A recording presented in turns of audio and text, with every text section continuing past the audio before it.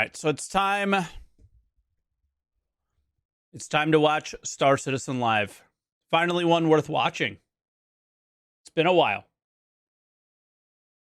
Citizen Live, all about Alpha 3.17.2. Hello, everybody. Welcome to Star Citizen Live, It's all the about we're Alpha working on it 3.17.2. guy. I'm your host, Jared Huckabee, Disco, Lando, whatever. Welcome to Star Citizen Live. We have the man. I dropped a raisin. The clad in blue, Mr. Todd Pappy, with us today. Yeah. Todd, how you doing? I'm doing well. Just stressed, getting ready to move and all those wonderful things, and then trying to get this patch out. Getting ready to move. I wasn't going to introduce that, but since you did, Oh, where sorry. are you moving, Todd? Moving to be your neighbor, basically, in the UK. Oh, wow. Todd's moving to the And UK. Jared in the UK studio. There's going to be so much Fireball. So, That's going to be really good for this. We need guys like Todd, like people who really like the PU. Todd's the guy who basically oversees a lot of that stuff. So having him near Jared means more access to him with things like ISC and SEL. we totally Very ruined good. the intro to this show. If you're watching on YouTube, skip to right about here. Now, if you've never seen Star Citizen Live before, it's where we take about an hour out of our week, post some questions to our developers. Todd is the Grand Poobah on high. I don't remember. What's your title? No, it's Star Citizen Live Game Director. Starting Live Game Director. So basically, he knows everything, and if he says he doesn't, he's lying because he doesn't want to tell you. True. Maybe. That's actually We're true. way off track. I do want to say the topic of this week's show is Alpha 3.17.2. If your question is about 4.0 or is about how Earth will be created and rendered, Todd is the guy who fights for Star Citizen's priorities. Is how I see it. The director is the person who decides what the priorities are going to be. Then you have the producers and everybody who go and kind of schedule all that stuff out. And I'm sure he's losing, fighting a losing battle at this moment because I'm sure he wants to do things and is not able to because,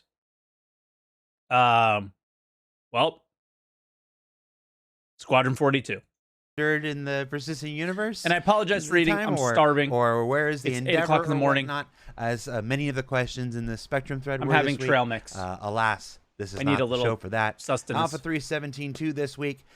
So we are going to jump right into it. If you have questions and you want to submit your questions live during the show, put them in the Twitch chat with the word question in capital letters in brackets. That'll help me pull it out.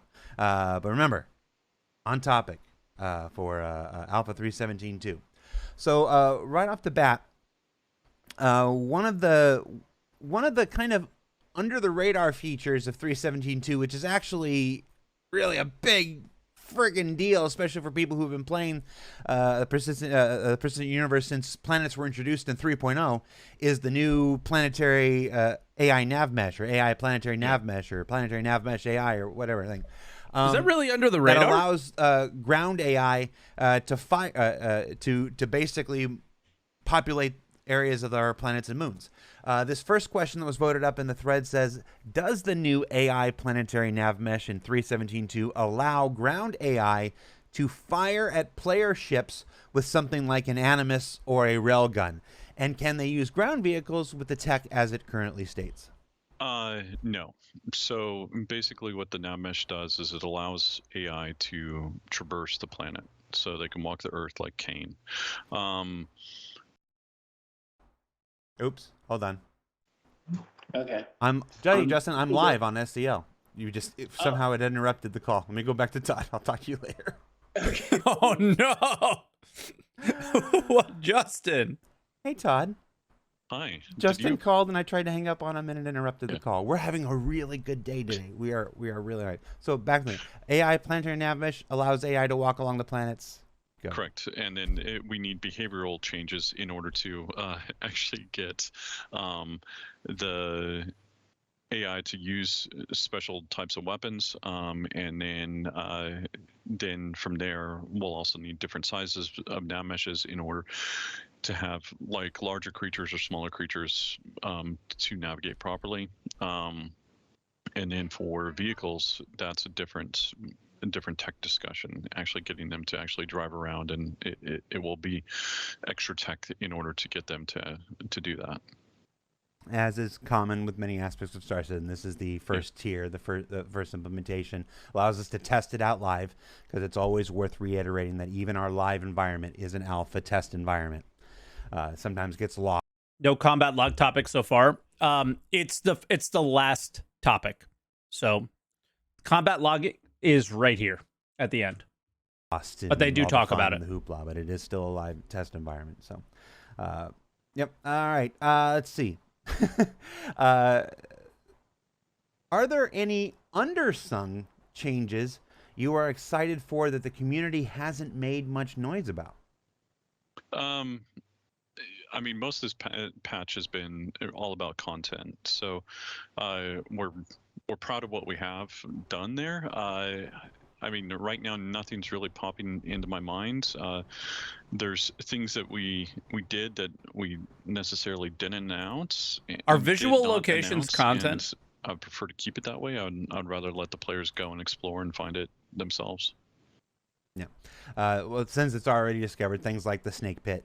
Exactly. Racetrack and stuff. Yeah, we always one of the interesting commentaries that we see on ISC sometimes is, why aren't you talking about this, and why aren't you explaining this, or why did we discover this in the game? And I think it's always worth reminding folks and remembering that while we absolutely have our duty and our intention to inform the community and discuss the behind the scenes of the project and stuff like this, we are still making a game, and the game is the primary experience that we're creating here. And I say that as a video person. So it's like when we can leave things for players to discover in the universe, those are always a special treat. And you'll see that. You'll see that more and more as the game continues, as more content goes in and stuff.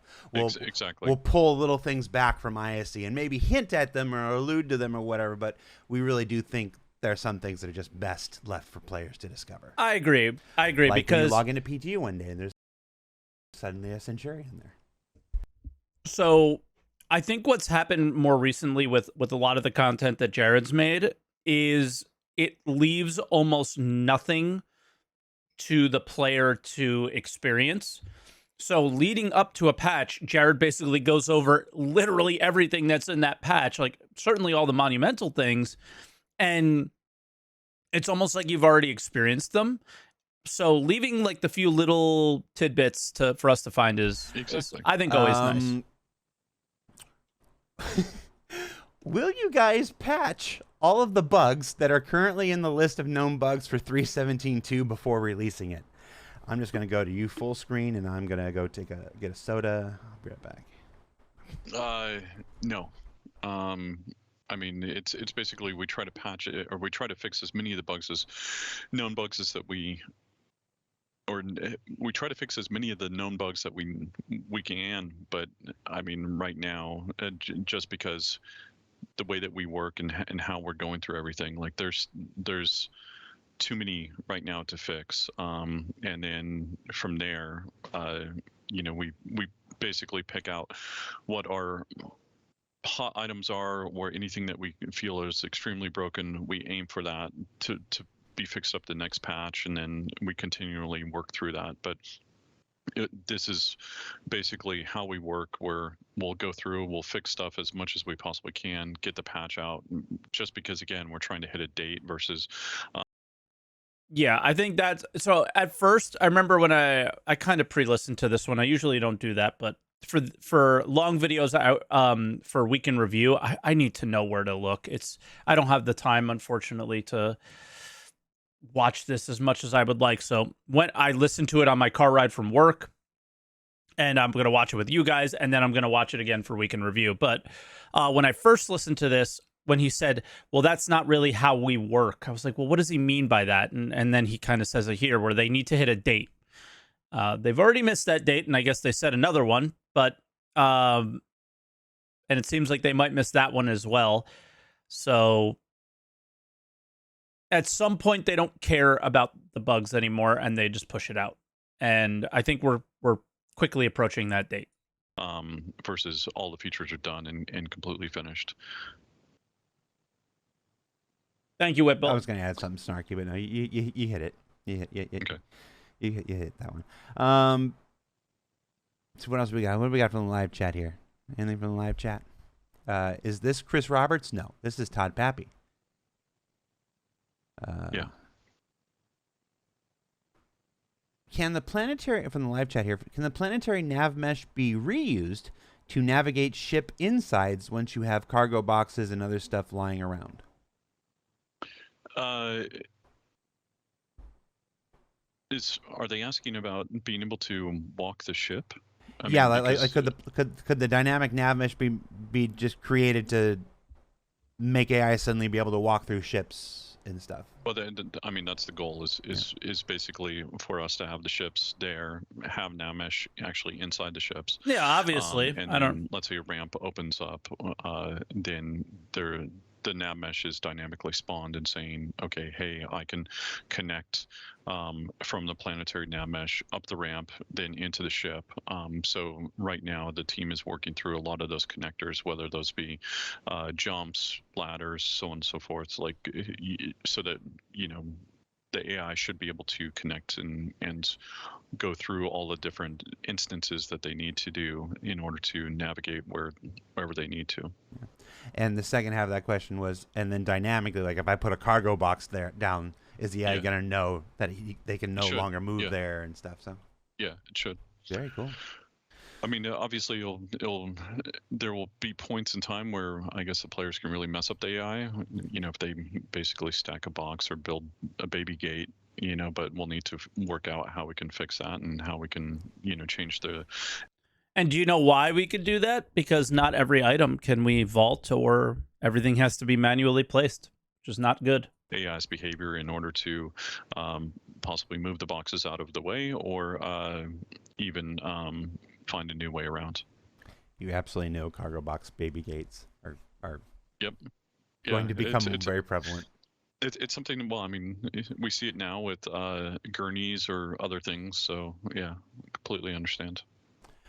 While we're on the topic of AI here, can you go into detail about what you're noodle doing to help the FPS with the AI gurneys be less bad for 3.17.2?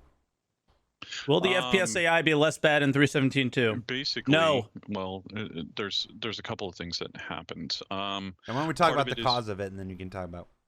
Yeah. Well, I mean, there's kind of like the player and AI networking changes that have gone in. And so this was roughly about 6 to 8 months worth of work from Daniel Wilson. Wow.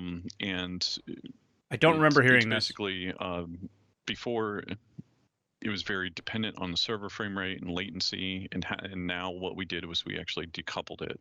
So, and it really kind of breaks down into two things: interpolation and extrapolation.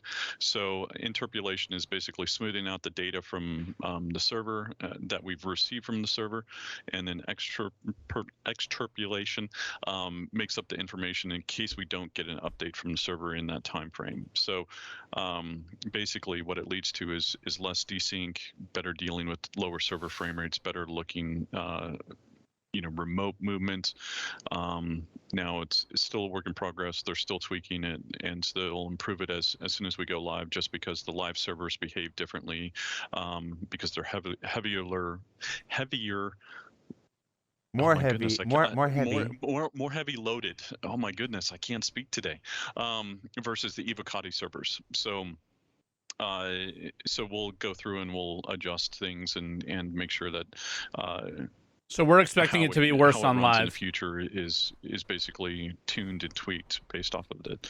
So from there, what we're also having What's a weird thing is like, what does he mean by decoupled? So is everything being run by our client as far as the AI, or is it on its own server? Issues with is basically there were some Like, modifications is that it went its in, own service of and some kind? so for persistent indie streaming, and now we're looking at the server frame rates and trying to make sure that everything is basically being changed and adjusted, because right now our server frame rates are running under certain loads that basically the AI do not play well with. So anything that's lower than a certain frame rate, Which you won't say because it's basically we're the getting frame rates are desync, so low. bad server frame rate, behavior updates. So lots of the behaviors have been updated and rebuilt for S42. And once those are in a good state, then we'll move them over to the PU. And then there are still some changes that went in that were throttling the servers even more than normal. So basically, we've been looking at what was implemented and adjusting it from there. So it's kind of a hodgepodge of multiple different factors, but it really boils down to server frame rate, desync, and some of the behavior updates. And then I know that was very long-winded. No, it's. I mean, I think AI it's important. is at the core of like everything we're trying to do for Star Citizen and Squadron 42. Folks who have been following this project for a while have been waiting for AI to roam the planet side since they were first introduced in 3.0. Yeah. And so like this, it's that promise of having the AI mixed in with the players, and eventually being able to forget one is the other, and stuff like that is essential to this. And it's I don't remember hearing this stuff. Being able to forget one is the other, I don't think will ever happen. As much information as we can get as the work continues to evolve. I don't think that will ever happen. And progress is always great. We're going to stay on the topic of AI while we're on it, and talk to another new AI thing that's dropped in 3.17.2. Dropped. AI dropships. The new dropship reinforcements that can now, a ship can come in and drop off some AIs and stuff. The question is why use a Cutlass Black and not something like a Cutlass Steel? It seems kind of made for that sort of purpose. Well, I mean, that was the first ship that we did it in. So again, we'll move it to different ships, because the AI already used the Cutlass Black. It will. So, like when you did bounty missions, there were cutlasses there. The Cutlass Steel was not involved in that, so it wasn't set up probably. So why would you use something? It's just quicker, my guess. It would be based off of what the AI is trying to do there, whether it's actual reinforcements or the AI is actually going in and trying to pick up a package or trying to deliver something. So, and it's because they know the Cutlass right Steel now is the we're most using it worthless as ship in the game. just so that we can bring some tension, to some of the scenarios that we're doing. But in the future, like this tech will actually be used in multiple different ways. And we have a follow-up to the dropship question. Will the AI dropships be able to transport players? Like can players board the AI dropship and then wait for it to take off and see if it takes them somewhere? Right now, no. That's not the plan. The plan is really just to get them kind of coming in as reinforcements, and then from there, we'll figure out how we want to adjust it. But I mean, the idea is that they QTN, they reinforce the scenario that's being played out right there. But obviously, once we start doing more kind of environmental style missions where AI QTs in, goes in, lands, picks up cargo, gets on their ship, and then QTs out. I mean, that theoretically, if a player gets on there, like, it should follow and it should go, to wherever they were going to next. But all theoretical. Right now, that's not the goal. And for many of the new first timers in the chat asking when Wave 2 PTU when go to live, as other folks are pointing out in chat. The answer to every when question is always the same. It's when we think it's ready. Yeah. It's just a, it's an alchemy of players in the PTU now, testing, and developers working behind the scenes to find the smash bugs and resolve issues. And there's no easy way to predict when everything just kind of coalesces. How many drinks does Todd have? I saw him drinking orange drink. Now he's got this big ass water. Once it's stable enough. I want some drinks. Some of the stuff that we're doing. Yes, and going back to that second question about whether all the bugs are being once it's stable enough is the absolute right word there. It's because remember, every level of Star Citizen, even live, is a testing environment. So. Yeah, that's the thing, is I don't think they necessarily care about the bugs as much as they care about the stability now. And considering that things are really, really unstable, or have been really, really unstable, is why the patch is late, not necessarily because there's bugs. Well, and I think about it like onions. Onions have layers, so like we're just peeling off layers. So like as soon as we get things stable enough, then it might be revealing other gameplay issues, and then we fix those, and then it might reveal other crashes that we're dealing with. So onions are. And essentially, yesterday the servers were more stable for me. And then all of a sudden it was like bug after bug after bug that I don't think we ever saw, because the servers were always unstable. Phase, whichever choice you want. What do you think, chat? 12 or 24 hours before there's a Kotaku article that says Todd Pappy says Star Citizen is an onion. What's the over under? Yeah. Let's see if we can do one more AI dropship thing before we move on. In this patch, will AI be able to walk off the ships after the dropships land? Yeah, they should. And if they don't, it's a bug. Todd, it's a bug. They're basically built to reinforce a lot of the combat scenarios that are happening there right now. So the goal is for them to get off the ship and then start hunting you down. This question might be a bit more for Tony, but we'll try it here. Will there be any additional Quanta instances for more commodities in 3.17.2? It's a good question.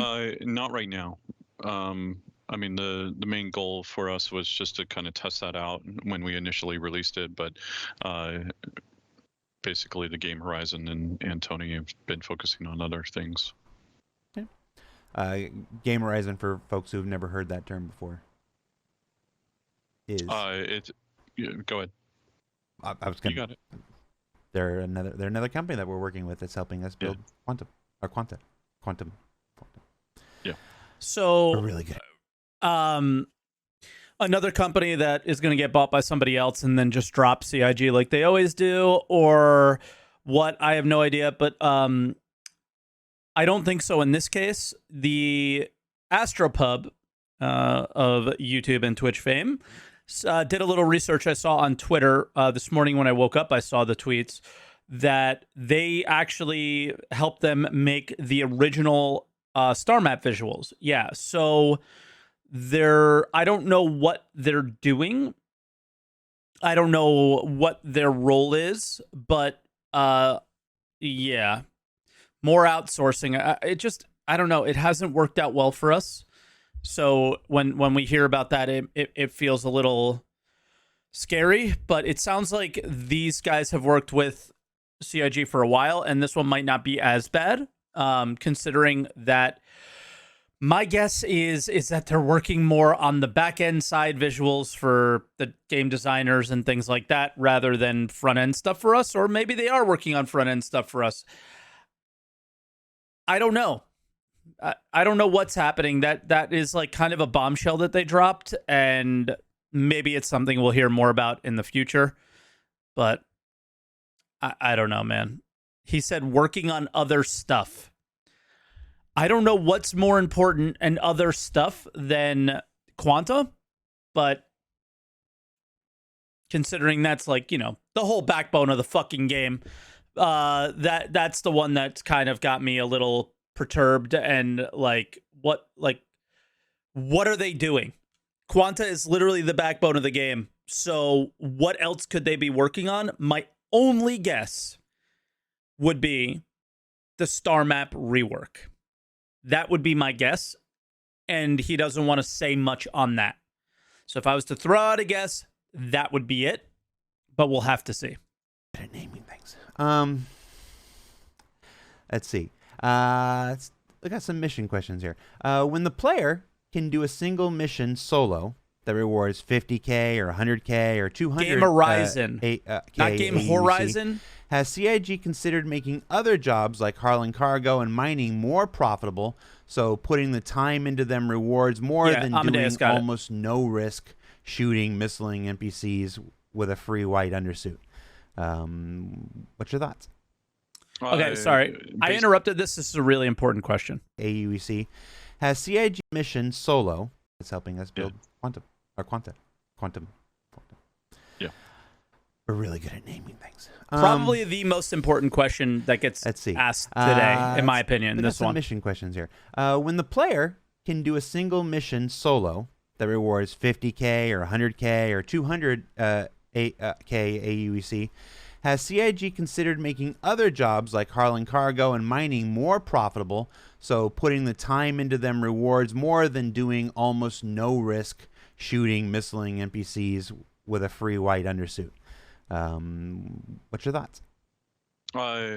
Basically, for cargo and mining, like I still view them as basically like a squashed mission, like or a squash game loop, just because for in particular like cargo or long hauls, that's what they are. We're expecting that you're traveling through at least one solar system, if not multiple solar systems, and then the danger that would be included into that should be, how we basically play that out and pay that out.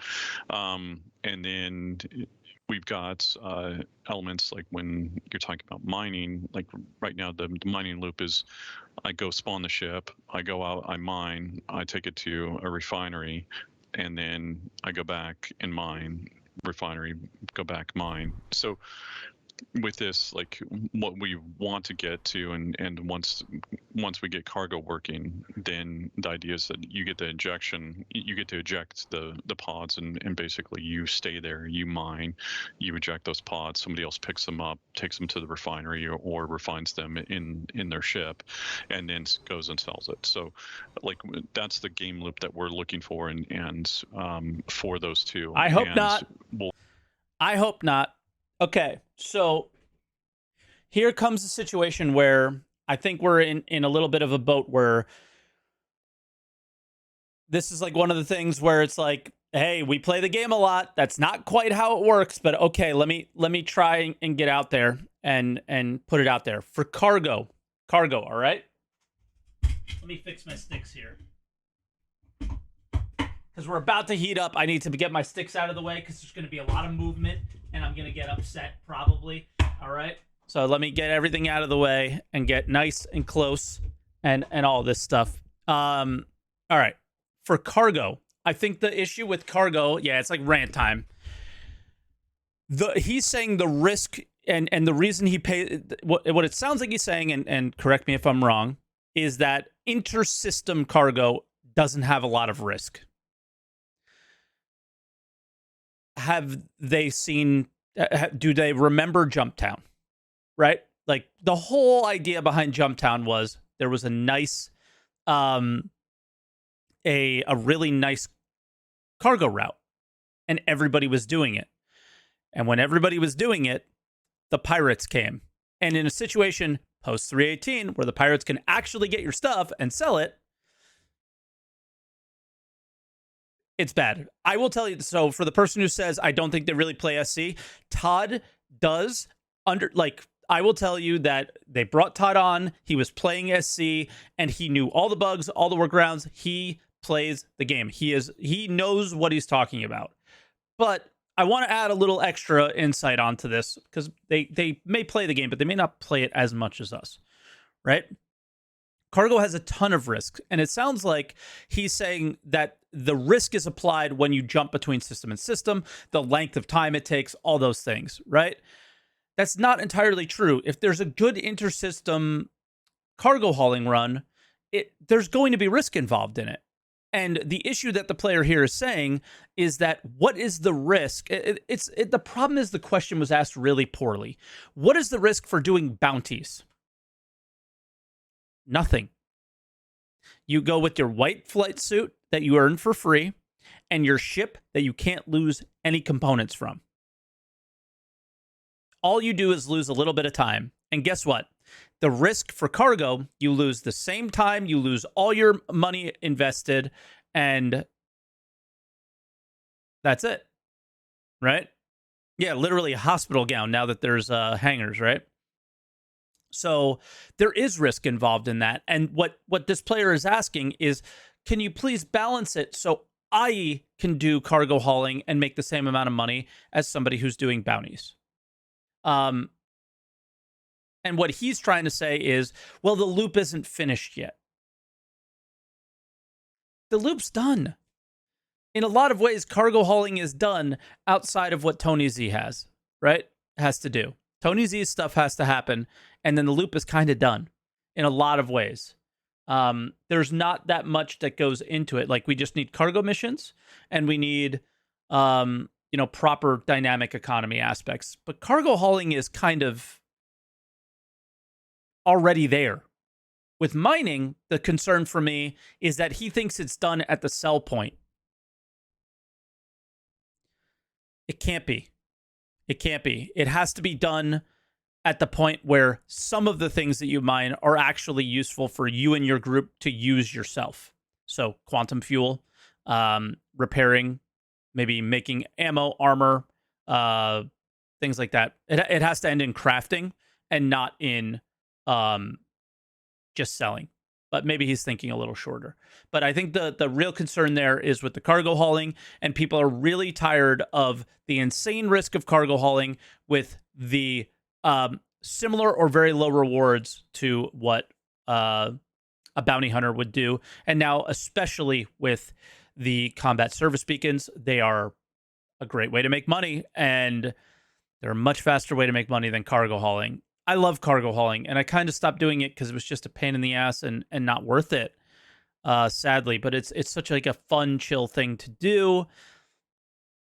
But if I wanted to go out and make money, and if I was to recommend anybody to make money, it would never be with box deliveries or cargo, sadly, because it just isn't there. And that's what that player is asking. And it was a poorly asked question, not by Jared or Todd or anything. The person asked the question poorly, and that's why we got a weird answer, I think. We'll go through and we'll adjust it, and, as basically those things start opening up and start being fixed and working the way that we want them to work. You need no skill to kill these AI. Tuning, don't even try, Mighty Beast. Come on. A reminder to folks that we are talking about Alpha 317.2 today. So questions about the far future of Star Citizen, not for this week's show. That said, Alpha 317.2 introduced our brand new derelicts, made with a new pipeline by a new team and stuff like that. With salvage right around the corner, was any thought being given to whether these new derelict POIs would be salvageable? Yeah. That's yes, a weird question, there has been. but So, an interesting one. Basically, the way that we break it down internally and think about it is that there's really three different types of derelicts. There's inhabited, which basically will not be dynamically generated or anything like that. Then we've got some of our other stuff that will be dynamically generated, which are like the fresh and what we would consider even old. So fresh would be like it's a smoking wreck. There's, you can this go in there. Doesn't sound like 317.2 stuff. You can go in there and hull scrape. You could possibly even munch it. It doesn't even sound like 318 stuff. Which would be, you probably have limited item removal just because of the age or wear associated with those items. And then we'll need to see how they visually look, but my gut feeling is probably no hull scraping on it. And then, then you'd be able to munch it up and salvage it, and basically get the warped material or basically aged material. So that's the way we're thinking about it. Even with inhabited, like the idea is that it's so worn down that you theoretically can't go in there and basically hull scrape it, but right. We'll need to see how much of it we want to salvage, whether it be item removal or something else. Yeah, for me, okay, just because this question isn't that relevant to the current time, and there's a lot of comments in the chat. People are saying, I agree with what you're saying, bounty hunting versus cargo hauling. However, if they add death of a spaceman, blah, blah, blah, blah, blah. All right, listen, the same amount of risk for death are in both categories. And if you're doing popular cargo runs, you are running risk for death. And then somebody's saying killing a hammerhead with an arrow is definitely harder than delivering a goddamn box. Yeah, but if you die with your arrow, you lose nothing. If you die with your boxes, with actual cargo hauling, you lose hundreds of thousands, if not millions of credits in investment. Just saying. The whole scraping is cool, and it's very visual, and it looks That's cool. the part you guys don't get. There's no investment. I'm looking forward to the day that you lose. We can go and strip components out. And do that. And like this is a component I can actually like put in my ship or something, yes. And find ultra rare, super fancy, military. That's the difference, guys. I'm like, oh, this is actually an upgrade for what I have in my ship. Pulled out of the wreck of an old ship. If you lost your components when you died, like is supposed to happen, then I think the payments are appropriate. Like, given that you don't, and we don't know if you ever will. That's the issue here. Okay? No, they're not going to use it anymore and stuff. That's yeah. I'm allowed to have. That's where we're heading. That's what I want. All right, let's we've done some basically some softball questions here. Let's get to some of the real meaty ones. Will the double dogs have more sustenance when eating than the plain a single hot dog? If they don't right now, I'll have that's a a good designer debate, take a look Jared. at it and adjust it. That was the more meaty question, okay. Dude. That was actually funny. I'll get a design on that. Now here's a big one. Has there been any discussion to lowering the atmosphere of Crusader so that quantum traveling out or even in and getting there can be done sooner than it currently is? Holy shit! Yes, please. Yeah, it has been. Please. And basically, we've looked at it from a couple of different ways, but basically, we have the tasks on one of our team's backlogs. It won't happen in 3.17.2, but I'm looking forward to happening soon. But again, I don't want to say it because right now that team is focusing on S42, so I don't want to promise anything that they can't. S42 tasks might basically overwrite what we're requesting. Right. Speaking of that, next question. Are there any teams, remember this is the backer wording, not mine. Are there any teams besides Turbulent working on the PU, or is everyone else working on Squadron 42? It can sometimes seem like that. It could sometimes seem like that. Yes, it can. How that could happen or how it can be perceived. Basically, the way it breaks down is that we have teams that solely focus on S42, then we have teams that support both. But those support teams right now are really focusing on S42, and then we have PU specific teams. So currently, we have 3 different feature teams that are PU specific, so USPU, MFT, and EUPU. And those teams are working on like cargo, missions, hull scraping, 3 feature resource teams. management. Things like the Siege of Horizons coming. Yeah, up. exactly. 2017. Exactly. So those are really what the feature teams focus on and work towards. And then we have content teams. So we have 3 EU content teams, and then basically kind of 1 to 2 content teams in Montreal. So space stations, outposts, underground facilities, derelicts, building interiors, and other kind of points of interest are really their focus. Now each team, I takes see what they one of mean by those content mandates now. and runs with those.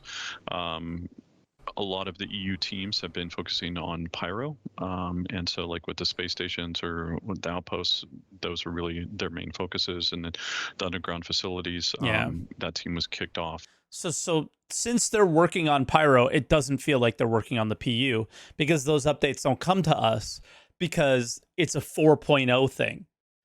So they want everything ready to go when the tech is ready, but because of that, it feels like the PU has just stagnated, and it has. In a lot of ways, everything about the PU is just kind of ground to a halt and is really stagnant in terms of updates and content and features and all that stuff, because if they're not working on the PU, they're working on pyro, and it just sucks. But it's the right thing to do. It's better, and it's what they should be doing. It just sucks. It just, we have to suffer through it for right now, because what if they release pyro and there's just like nothing in it, right? It would be kind of dog shit, and we would complain about that. So I would say about 6 months ago, and so then they've been building up what the new underground facilities would be like, and then obviously the Montreal team has been the working new on underground derelicts and facilities, building I interiors don't remember this. and then, like you said earlier, sneaking in the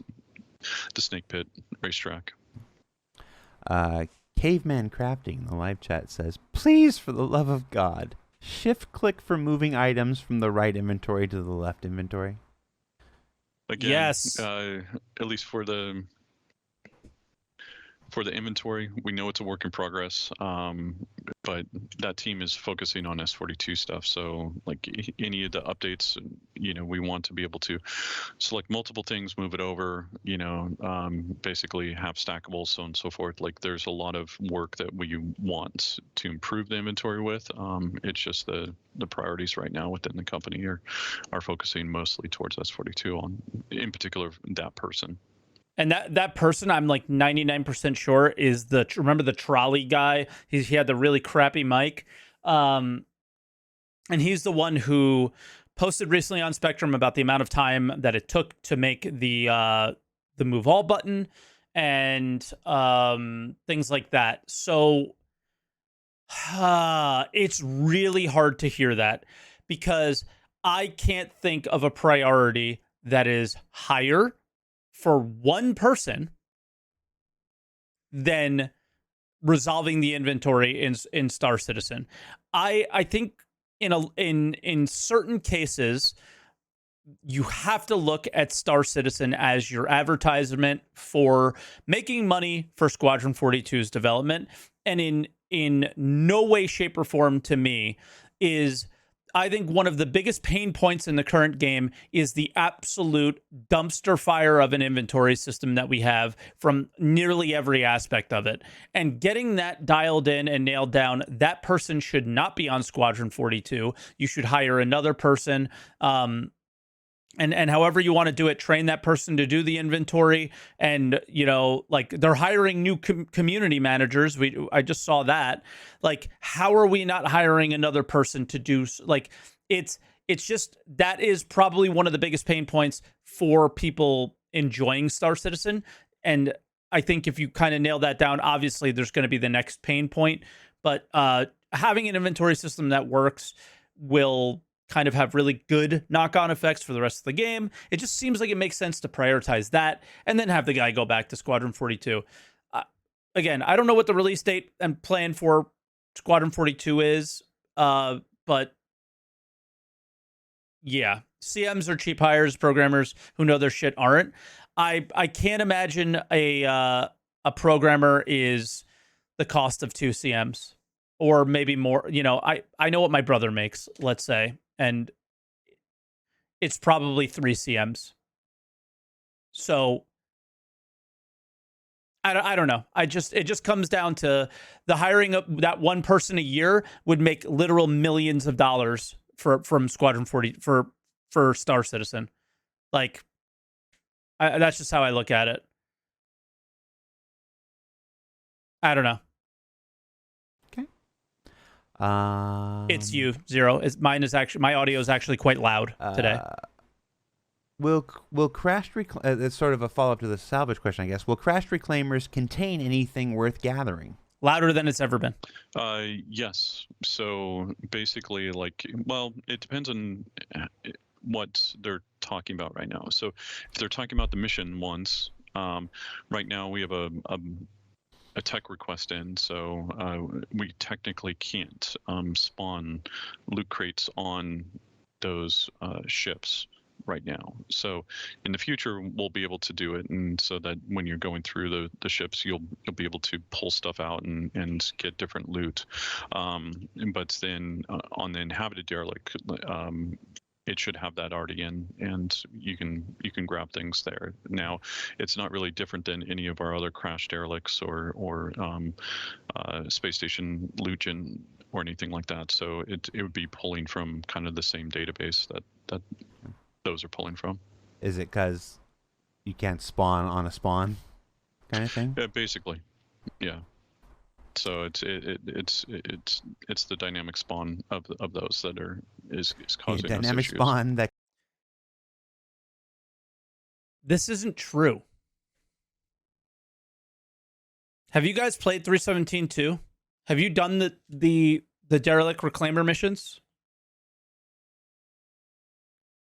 It's weird. They can't spawn a box for some reason, and I think that might be a thing. And there's one thing that maybe they want you to see.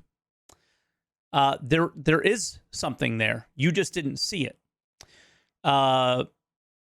In certain reclaimer missions, spoiler alert, I will lower my hand when the spoiler is done.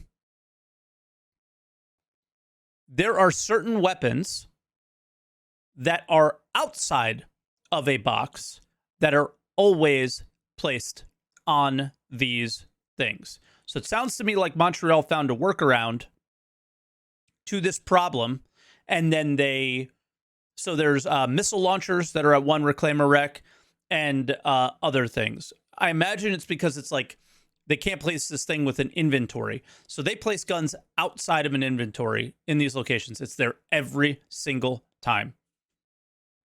All right, spoiler over. So not entirely true. That can spawn on a dynamic spawn. Can spawn on a Yeah. So it's something that stop laughing at me.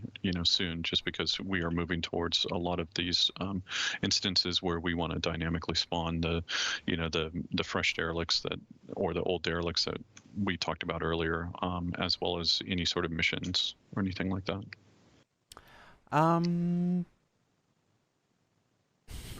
I love Todd Pappy says, will there be an option to automatically set your avatar to look like Todd Pappy?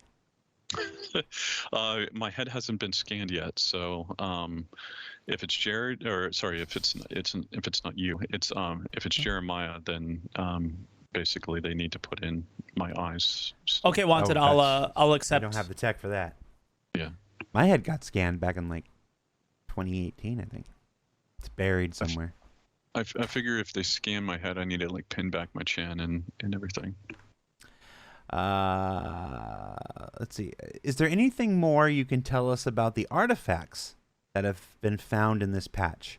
Is archaeology gameplay coming soon, or what's the story here? Well, the artifacts. The story it's really about selling the age of the location and making sure that things that you would find there actually feel appropriate to the time, and what they might have at that time. So I'm going to like with the rant derelict about outpost this that we as have well. right now, we didn't want we wanted it to feel older. We wanted it to feel different. So that's why we introduced some of the new things. And it's basically kind of gearing up towards pyro as well. So just because again for this, we want to make sure that we have a collection of age on these things just to sell at different time periods. I guess the equivalent would be, finding a fossil or finding, a old Roman coin or something like that. So that's kind of the feel that we're going for in these locations. It's up to the people to determine the value and the worth, and so somebody will choose to collect a bunch of them. Some people, correct. Somebody will choose not to care about them. Somebody will choose to want to build the largest collection of them, and a sort of proto economy. I lied. I was going to rant. Will evolve out of that and stuff. Well, on their own. And even then, like, we want to have some that are in pristine condition, some that are worn down. It'd be the equivalent of finding, like an old. We have an idea regarding like old toys, and or books or liquor, and being able to go through and be able to find the different bottles or find the different worn down books or toys that might be in pristine condition or broken. Decon Void. Okay. Jared completely changed my mind. Of all people, Jared usually Jared explains game development on a lot of these videos and tries to break it down for us, right? Jared took my thought process and just beat it to death and killed it and woke it up and arose it like a fucking phoenix. I was pissed with what Todd said, that it's all about selling the location, right? It's all about selling the location, guys. It's all about making it look cool and making it feel real and immersive. And it's got nothing to do with building a fucking economy and making the game feel fun, gamifying things. Like he basically was like, nope, we're not going to gamify that at all. And I really wish they gamified more things in Star Citizen, all right? But then Jared took it and basically said that items like these kind of should be outside of the in-game economy, right? Rare economies in MMOs aren't part of the quest and game economies. Typically they're usually created and determined by the players. And I just took a moment and said, oh, okay, so when I do find a pristine artifact, the value is going to be based off of who the player I could sell it to and all those things. And I was like, okay, yeah. Like, I understand that there's certain items like, I don't know, the best quantum drives and the best shields and things like that have both in-game transactional value and player-to-player transactional value at some point. But the thing on rares and little loot things that actually don't have purpose for players in the game, aside from, oh, that cool thing, well, there needs to be that player-to-player economy. The problem is we don't have a trade window, right? We don't have a auction house. We don't have the things that are needed. But Jared totally changed my mind there, and way for the better. And listen, do I think those items are going to be sold player to player? Probably not. But it makes a lot of sense. Yeah. Blazer in the live chat says, let me preface this by saying, who will buy a useless item? You need it to be useful to have value. Tell me you've never played an MMO without telling me you've never played an MMO. I don't know what else to say.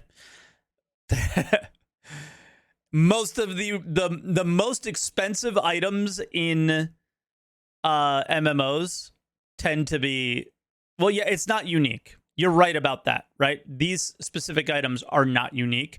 A lot of the things that have value because they're unique. But also rarity matters, right? So say we found the pristine artifact.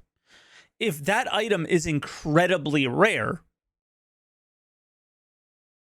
it may not be incredibly rare right now, is the problem. But if that item is incredibly rare, that's its value.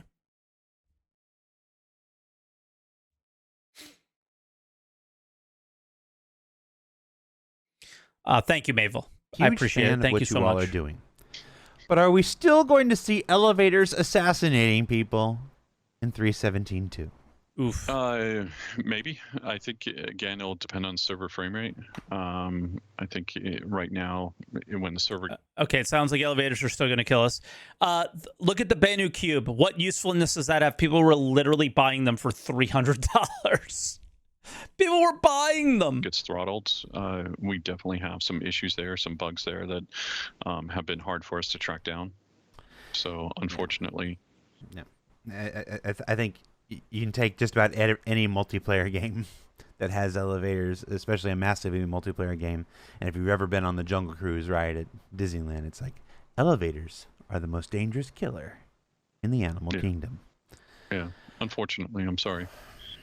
What determines the frequency of combat service the new combat service beacon missions? Oh God, they're so annoying. Quantum AI, virtual AI, probability volume encounter. It's quantum. So it's quantum that goes through and basically says, okay, hey, in this area we're going to spawn this many, and then of varying skill levels or why though?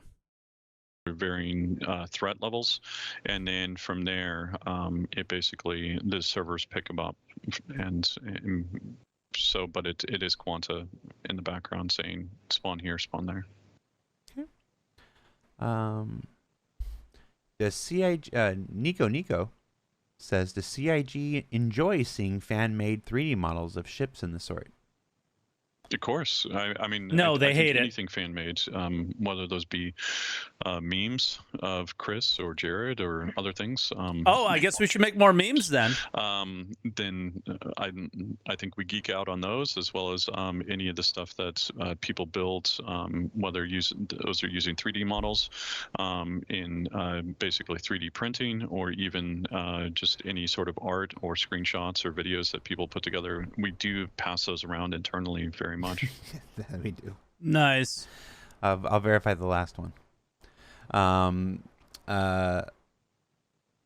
Das Runde Virek says, when Todd, Pappy, and Disco Lando bobbleheads? My head bobbles in the videos enough. Like, I can't get past a week in ISC without some smart Alec and YouTube comments talking about how my head bobbles. It's like, I broke my neck in 2000, and it never healed right. Cracked 3 vertebrae. And it keeps it loose. But you keep making fun of me. You're making them feel guilty. You keep making fun of me on YouTube. Go ahead. Keep doing it. I enjoy it. But next patch. Just for Jared. No, because bobblehead heads can only get so big. Yes. And you can't have one that's appropriate to my scale.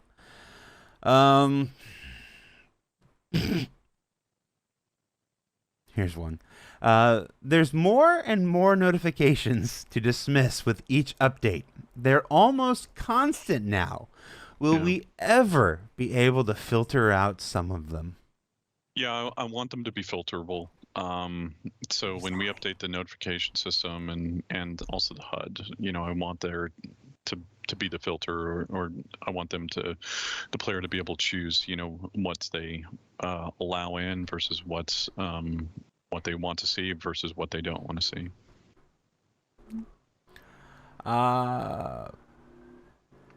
Another nav mesh. Can we expect to see planetary nav mesh in areas other than the new settlements and drop ships at this stage, such as bunker external guards and the like?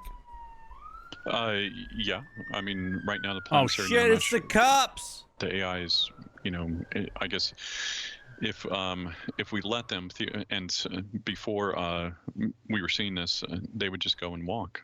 They want to stay around certain things. So, but yeah, we're going through and we're updating all of the other locations with planetary nav mesh, as well as getting AI around there, and including like drop ships coming in or anything like that. So the goal for us with these is basically let's get it working in one or two areas first, or one or two scenarios. And what I mean by that is like the outposts to me are a scenario that we put together.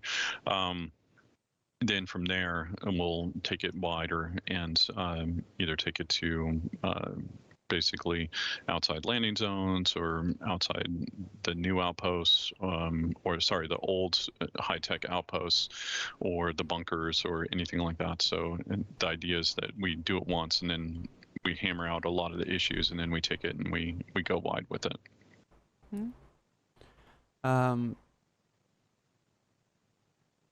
There were Spartan 0214 asks, there were a lot of quick releases for 3.17.2. Is that the cadence you were all looking for, or is it too quick? I'm not sure I understand a lot of quick releases. You just mean the patch updates to the PTU and stuff? It's pretty normal. Standard, when I would we have think. new content or new fixes, we just push them out. Well, and I mean, part of it is we also watch. What we don't want to do is we don't want to put out a patch kind of every day. So we do watch how often we try to put it out to the Ibukati. We do watch how often we try to put it out to Wave 1 in particular. We want to make sure that there's enough sizable fixes that happen between those in order to make sure that what we're pushing out is quality, as well as if there's any sort of it allows us to basically take the feedback and adjust it and fix it. Now, I think with some of this stuff, what we were trying to do was we were trying to work through some of the stability issues that we were having. So we get these fixes in that we feel so they were updating the stability more quickly. We were getting a lot of crash errors on just one or two things. Then we would do an update to that and then push it out. So that might be what you're seeing. Every time we have the vehicle team on, or the actor feature team on, or the graphics team on, we get the same question, and it's here for you today. I'm not going to let you get past it. Zulu Foxtrot asks, will night vision ever be a future feature? I want it. I want there to be different types of vision. So do it now. I mean, it's something that we talked about, or it does look like an elixir, yeah. For discovery, I think this is orange juice. Look at different aspects of the EM spectrum, whether it be X-ray or EM or IR. So, or in this case, night vision. This to me is just a different, vision mode. So, full-on predator vision. Yeah. Hey, Jared, are you currently growing your beard to solidify your support for 4.0's release like you did back in 2016 Gamescom for 3.0's eventually December release? No. Please do. No. This is Jared moving to the other side of the world transition phase.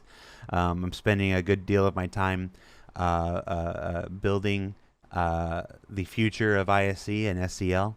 The future of ISC and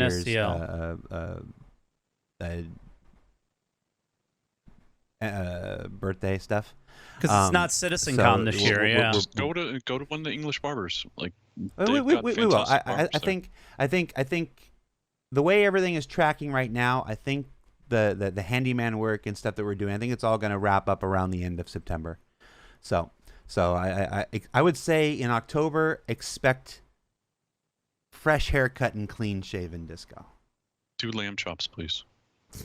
For the 4 people that seem to care about that stuff. Let's see.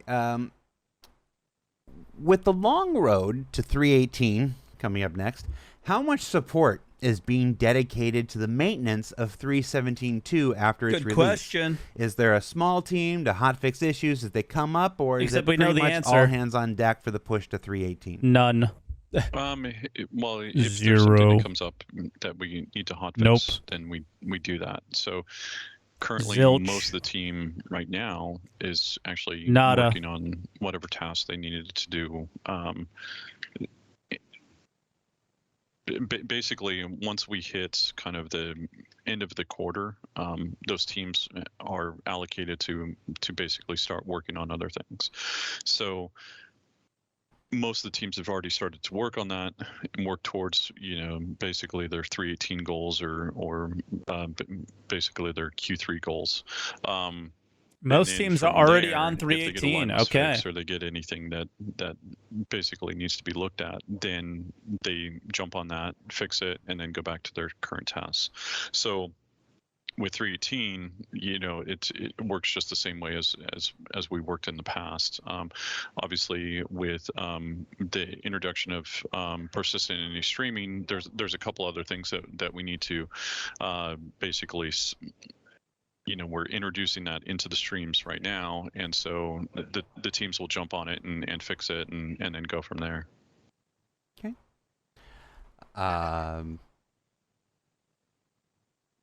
Yes, we hit 4 million citizens today, or early today, or late last night. Woohoo! That's insane. I mean, I think that's insane, and thank you all for backing. Yeah, I just saw the message right before we started the show. I was like, oh. I was like, I remember when that number. Yep. Let's see what else we got here. Me too. About the Red Wind illegal delivery mission chain added in 3.17.2. Don't know about the specific lore related to that. Well, you can watch the show. But is it an intended feature that if the player gets crime stat, they lose their chance to pick this kind of new illegal delivery mission? Dude, I didn't notice it because I wasn't watching. I was listening.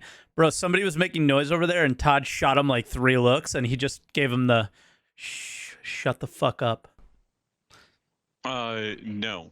So, I mean, the idea is that these are meant for people that have less than pristine backgrounds. So we want to open these up to different types of missions to like the different types of crowds. So all right, so just because I interrupted a little bit, the Red Wind delivery missions, a player is saying, now I don't know because this is not something in the PTU that I've worked towards yet, but they're saying the Red Wind delivery missions, if you do get a crime stat, you lose them.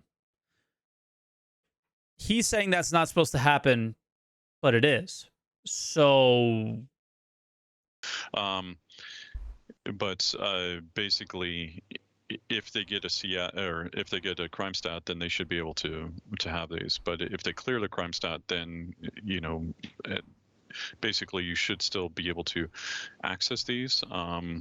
It's just what the player's saying is they may not be on working. how much reputation you got going on. I can't confirm or deny it, though. So it might be that there's some pulling and pushing that's happening behind the scenes that is keeping you from picking these.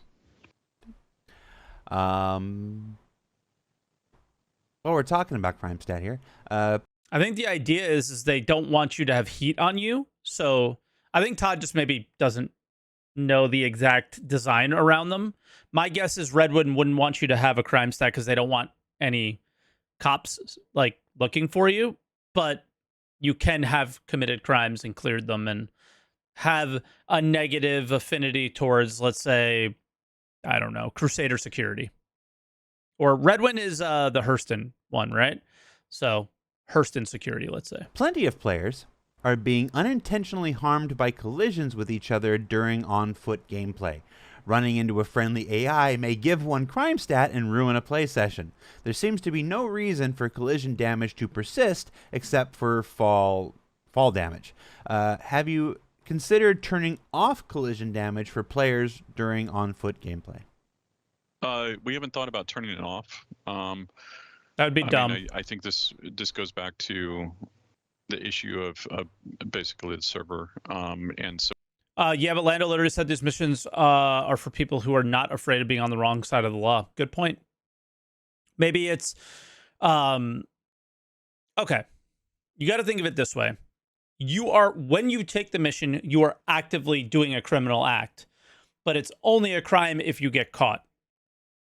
If you've already been caught doing a criminal act,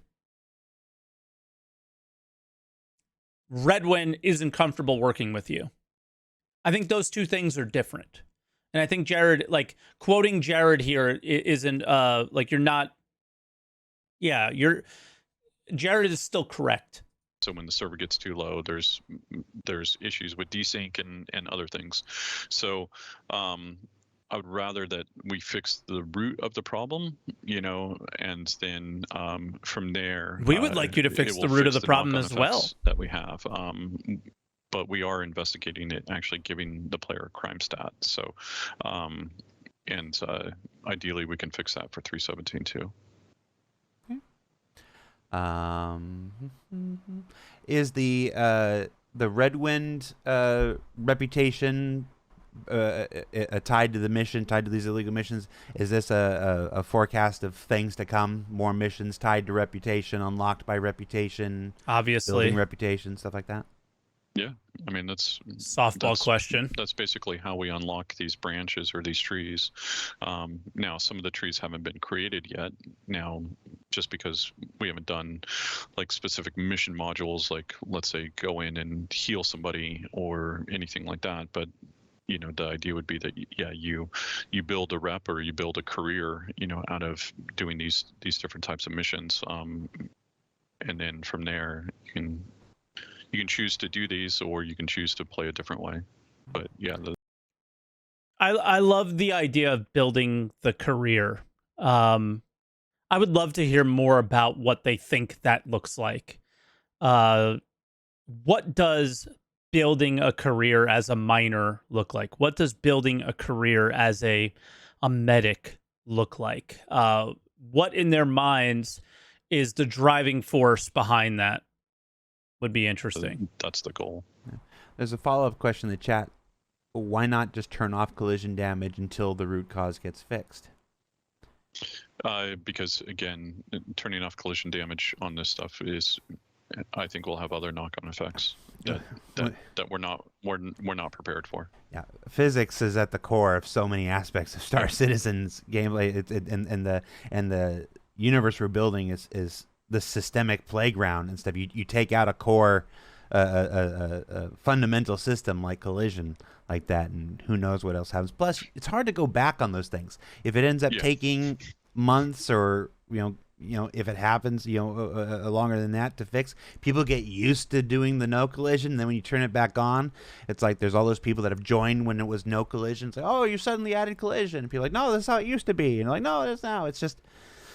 Well, it's also like right now, I mean, if the player gets into a position that they shouldn't be in and we need to kill them or it damages them, I mean, that's like we need hazardous areas. We need those types of things to basically kind of create tension for the players. Like, if we turn off any sort of basically collision or damage for collision, it might be that we have knock-on effects for fall distances, or players can get into areas that they shouldn't have been able to get into, through weasel through walls or anything like that. Hobby92 says, can we expect anything for Talk Like a Pirate Day this year? No. You mean talk like Bobby Driscoll, the actor who played Long John Silver in Disney's 1950 classic, The Treasure Island? It's not how pirates talked. They didn't talk with Cockney accents. They were in the Caribbean. But one actor has one. But the history around pirates is they were English.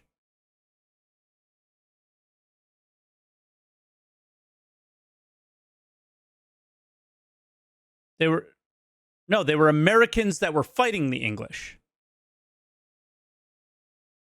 and Spanish. Weren't they English seamen that were attacking Spanish ships?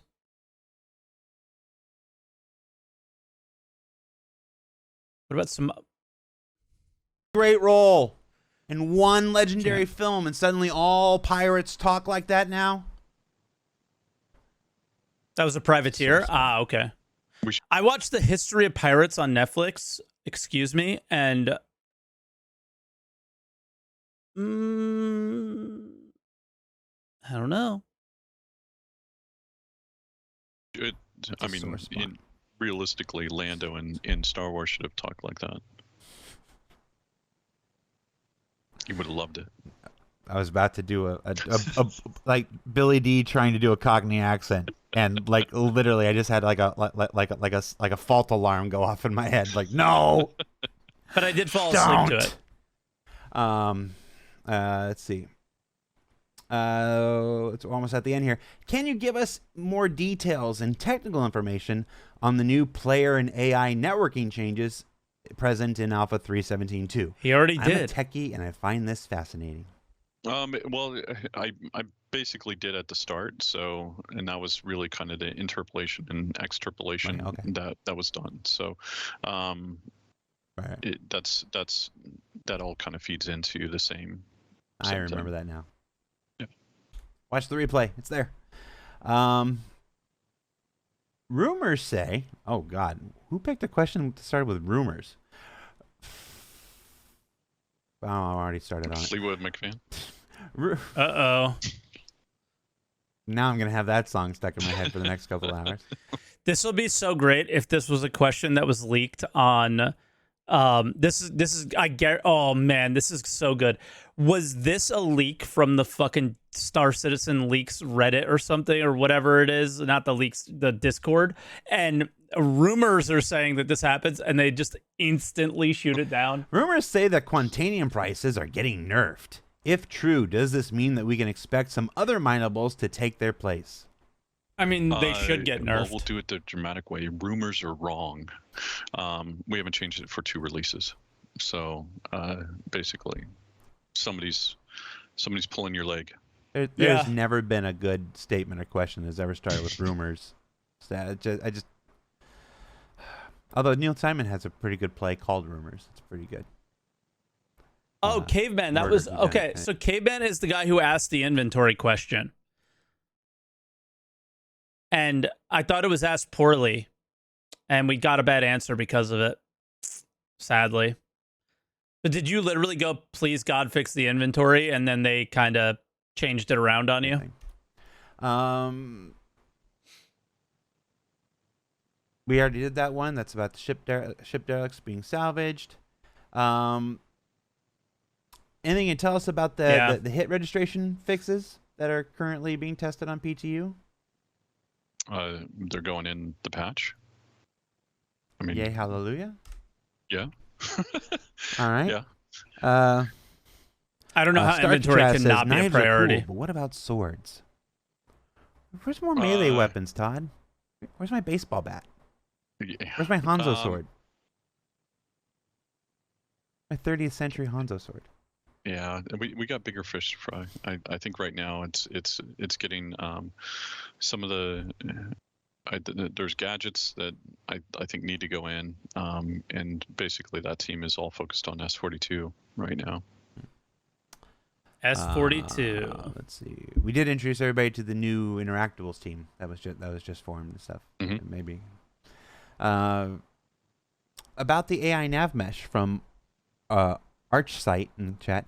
Does the mesh get generated before the player arrives or when the player arrives? When the player arrives, so it gets generated around the player. So obviously we'll still tune them out and everything like that. It gets generated. But I think right now it's we've seen some issues with some of some long distance sites where maybe the AI aren't getting updated, but these are all things that we got to work out and tune. But yeah, it basically gets generated as a player arrives. Also in 3.17.2, folks who have been attending the Bar Citizen events have gotten a card redemption for a Banu Cube. Oh no, question the Banu from Cube. RE91 is, what is the Banu Cube for? What does it do? I don't know. Yeah, I mean, right now I think it's just a lore thing that basically the Banu Cube they came up with, and then from there we'll need to make sure that there's some sort of gameplay purpose for it eventually. But right now I haven't even thought about it. Weso says, pre-recorded SCL, they're just reading the Spectrum questions. You got us. All right. We're just about out of time. We got to wrap up a little early this week for other stuff we got to do. Last question. Last question, best question. We've hit a couple of the big ones, the night vision question and the AI performance question. Got to ask, what, if anything, can CIG do about combat logging? I mean, combat logging. I'm assuming that they're talking about logging out. Yes. Yeah. Okay. Oh, you're assuming. Okay. Let me tell you. Jared. I have chosen to spend my night going out there and putting the hurt on fellow humans of the Stanton system. Well, I am a pro pilot and a pro ship that's pro kitted out, and I'm putting my talent and skill to the test against people. And right before they're about to die, right before they're about to explode, right before I'm about to achieve my victory, they log out. yeah. Well, it's the. Let's go. Yeah, I guess for me it's logging out, because logging in basically development terms means that we're actually tracking something. Yeah. So for logging out, basically there are plans for it, very similar to other games that have done it in the past, where if you've been in combat for, let's say, the past or within 5 minutes or anything like that, then you've got another 5 minutes before you can log out safely, or 15 minutes. Like we need to be able to sit down and tune that. But yeah, we're very aware of it. We want it worked on soon. And we love all their plans, man. CR's called out, something I've called out, basically player relations, Tony, so on and so forth. So like it is in the back of our minds. We are thinking about it, and it will be fixed soon. It'll be fixed soon, right, guys? I think it's important. Right? The PvP question is one of those perennial questions at the core of Star Citizen. I mean, it's not, PvP is not for everybody. Oh, and it's gonna get fixed soon. There were certain with enough star systems and security forces and stuff. There should be a solid, enjoyable experience for people who don't enjoy PvP in this Precision universe. But we do want to serve those folks who do want to play a pirate or a criminal or a bounty hunter against other players and stuff like that, and providing them tools to avoid, or systems rather, to avoid just this very cheap way of alt F4ing and disappearing from the persistent universe, I think is important. I completely agree. Okay.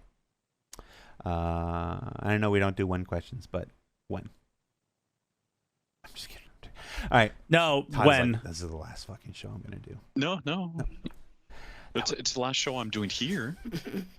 It's the last day in this office. You're gonna be in person next time. You're not gonna be able to get away. I mean, literally, for that one, I think it's appropriate to ask a when question, because you should ask. I came into the office today. Will and this is the 318 most fix people that? I've seen in the office in a long time. Everybody's basically packing up their stuff because they'll be going into the new office soon. Right. We tend to highlight the new UK office because I'm here and that's where I am and it's easy to do. But let's not forget the Frankfurt office is actually moving offices first and getting their new facility. And it's a wonderful facility. You can read about it in the letter from the chairman a couple months ago and everything. With a big building with a hotel in it and a sky bar and all kinds of stuff. It's a really nice facility. I'm happy for them.